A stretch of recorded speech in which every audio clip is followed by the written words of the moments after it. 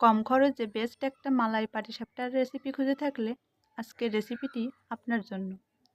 আর এটা খেতে এতটাই মজা আর এতটাই নরম তুলতুলে যেটা মুখে দিলেই মিলিয়ে যাবে। আর চেষ্টা করেছি খুবই কম খরচের ভিতরে এটা করে দেখানোর। আশা করছি আপনাদের কাছে ভালো লাগবে। তার জন্য প্রথমে চুলায় একটা কড়াই বসিয়ে দিয়ে দিয়েছি হাফ কাপ পরিমাণে নারকেল কোড়া আর হাফ কাপ পরিমাণে চিনি। নারকেল আর চিনি নাড়তে নাড়তে আমি একটা ক্যারামেলের পর্যায়ে নিয়ে এসেছি। আর এখন দিয়ে দিচ্ছি দুধ। এখন দুধের সাথে নারকেলের পুরটা ভালোভাবে মিলিয়ে নিচ্ছি।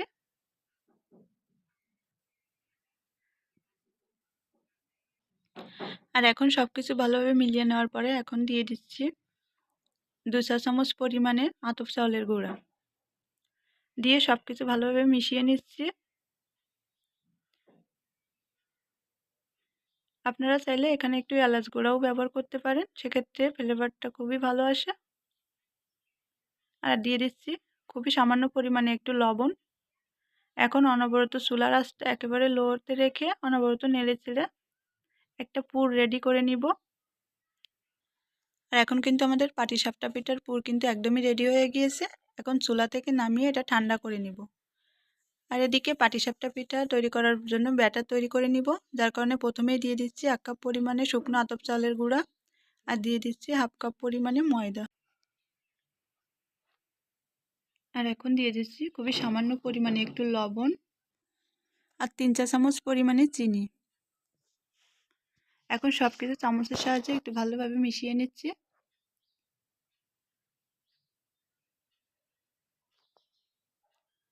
মিশিয়ে নেওয়া হয়ে গেলে এখন অল্প অল্প জল দিয়ে আমি একটা ব্যাটার তৈরি করে নিব, যার কারণে প্রথমেই আমি অল্প অল্প করে জল দিয়ে এভাবে করে একটু গুলে নিব। দেখতে পাচ্ছেন এ পর্যায়ে আমি একটু ভালোভাবে ফেটিয়ে নিচ্ছি।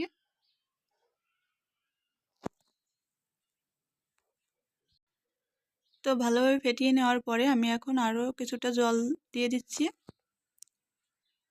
আর দেখতে পাচ্ছেন আমি এরকম একটা পাতলা ব্যাটার তৈরি করে নিয়েছি। এর থেকে ঘন হয়ে গেলে কিন্তু পিঠাগুলো তৈরি করার সময় ফেটে যেতে পারে। এখন পাটিসাপটা পিঠা তৈরি করে নেওয়ার জন্য আমি চুলায় প্রথমে একটা প্যান বসিয়ে দিয়ে দিয়েছি খুবই সামান্য পরিমাণে একটু তেল। এখন একটা টিস্যু পেপারের সাহায্যে তেলটা ভালোভাবে মুছে নিয়ে দিয়ে দিচ্ছি ব্যাটারটা তৈরি করে রেখেছিলাম, তার থেকে কিছুটা ব্যাটার আমি এইভাবে দিয়ে দিলাম। দিয়ে এভাবে করে একটু ঘুরিয়ে ঘুরিয়ে একটু রুটির মতো করে নিব। আর চুলার আঁচ কিন্তু একেবারে লোতে থাকবে। আর উপরটা যখন এভাবে একটু শুকিয়ে আসবে তখনই আমরা পুর দিয়ে দিব।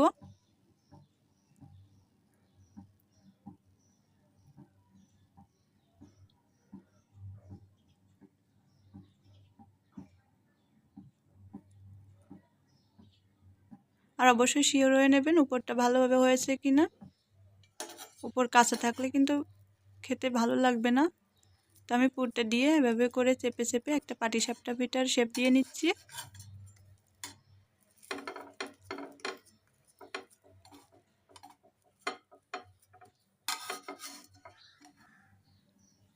তো আমার পাটিসাপটা পিঠা কিন্তু তৈরি হয়ে গিয়েছে। এখন আমি উল্টে পাল্টে কয়েক সেকেন্ড একটু এপাশ ওপাশ একটু ভেজে নিব।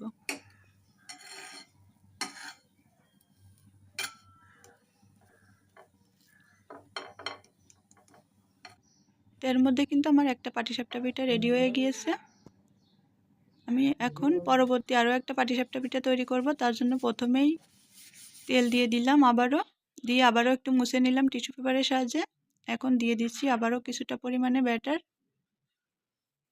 এখন আবারও হাতলটা ধরে এভাবে করে একটু ঘুরিয়ে ঘুরিয়ে চারদিকে ছড়িয়ে দিব। আর যখনই দেখব উপরটা খুব সুন্দরভাবে রান্না হয়ে গিয়েছে, একদমই কাঁচা নেই, তখনই পুরটা দিয়ে আবারও পাটিসাপটা পিঠার শেপ দিয়ে এভাবে করে একটু চাপ দিয়ে আমরা পিঠা তৈরি করে নিব। তো দেখতেই পাচ্ছেন এরই মধ্যে কিন্তু আমি আরও একটা পাটিসাপটা পিঠা রেডি করে নিয়েছি। আর এভাবে করে আমি সবগুলো পাটিসাপটাই তৈরি করে নিব।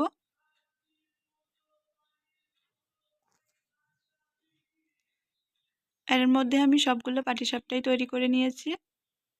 আর দেখতেই পাচ্ছেন এটাতে কতটা সুন্দর হয়েছে। এখন পাটিসাপটা পিঠার জন্য মালাই তৈরি করে নিব।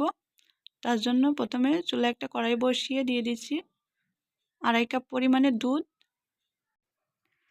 আর দিয়ে দিব 2.5 চা চামচ পরিমাণে শুকনো আতপ চালের গুঁড়া, আর 3 চা চামচ পরিমাণে চিনি। আর চিনি আপনারা আপনাদের স্বাদ অনুযায়ী বুঝে দিবেন। তো সব কিছু এখন ভালোভাবে মিলিয়ে নিয়ে তারপরে আমি গ্যাসের চুলাটা অন করে দিব।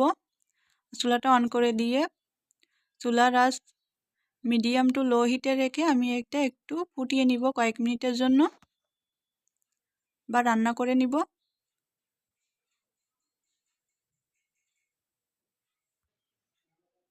আপনারা চাইলে একটু এলাচ গুঁড়াও দিয়ে দিতে পারেন। তো এর মধ্যে কিন্তু আমি মালাইটা রেডি করে নিয়েছি। আমি এর থেকে আর বেশি ঘন করব না, এটা দেখা যায় যে ঠান্ডা হয়ে গেলে আরও কিছুটা ঘন হয়ে আসবে। তো আমি এখন এটা গরম থাকা অবস্থায় পাটিসাপটার উপরে ছড়িয়ে দিব।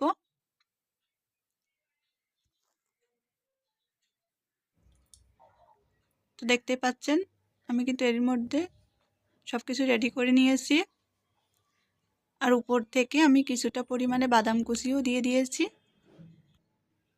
আর এখন কিন্তু আমাদের ঠান্ডা ঠান্ডা মালাই পাটিসাপটা পিঠা খাওয়ার জন্য একেবারেই রেডি। দেখেই নিলেন এটা তৈরি করা কতটা সহজ, আর আমি চেষ্টা করেছি খুবই কম খরচের ভিতরে বেস্ট একটা মালাই পাটিসাপটার রেসিপি আপনাদের সাথে শেয়ার করতে। আশা করছি আমার আজকের রেসিপিটি আপনাদের কাছে ভালো লেগেছে।